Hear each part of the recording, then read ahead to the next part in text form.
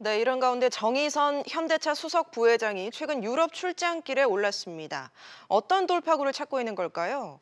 평양 대신 미국, 그리고 유럽을 찾아간 이유를 분석해 보겠습니다. 윤지혜 기자가 나와 있습니다. 윤 기자. 네, 이번엔 유럽으로 갔네요. 네, 그렇습니다. 정의선 부회장이 주말에 체코로 갔는데요. 음. 네, 지난달 현대차 그룹 수석 부회장 승진을 한 이후에 가장 처음 보인 행보가 미국행이었는데 이번에는 유럽 출장길에 오른 겁니다.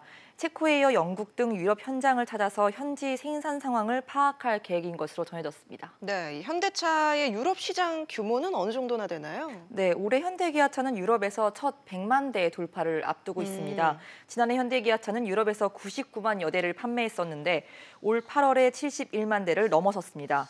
이렇게 순항한다면 올해 107만 대 전후의 초과 판매 달성도 가능할 것으로 예상됩니다.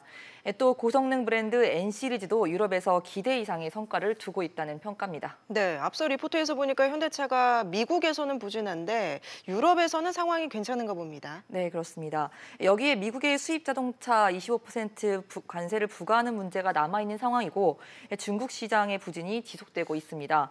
이렇게 불확실한 상황에 잘 되고 있는 유럽 시장에 더 드라이브를 걸자 정의선 수석 부회장은 이렇게 행보를 해석할 수 있을 것 같습니다.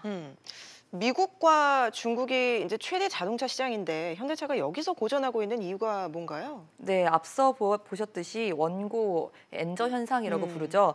그러니까 달러 가치 기준 엔화 가치는 내려가고 이제 원화 가치가 오르면서 일본 기업과 경쟁하는 우리 기업들의 가격 경쟁력이 저하되는 현상입니다. 제품 면에서는 현대기아차가 통상 이제 SUV라고 부르는 스포츠 유틸리티 차량 흥행이라는 점에서 미국과 중국 시장의 큰 흐름을 놓친 점도 이유로 들 수 있을 것 같습니다. 미국과 중국이 중요한 시장인 만큼 여기서 좀 살아남는 방법이 필요할 것 같은데 어떻습니까? 네, 단기적으로는 낙관하기 어려울 것 같습니다. 음. 전문가 의견 먼저 들어보시겠습니다. 네.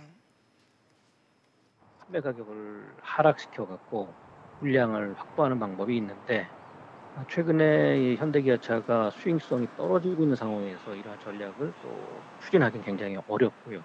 판매 차종을 다양화하거나 성능을 차별화하거나 이래야 되는데 또 이러한 것에서는 시간이 걸리고 또 유럽 자동차 시장의 성장세가 최근 조금씩 둔화되고 있는 상황이라서 점유율 확보가 관건입니다.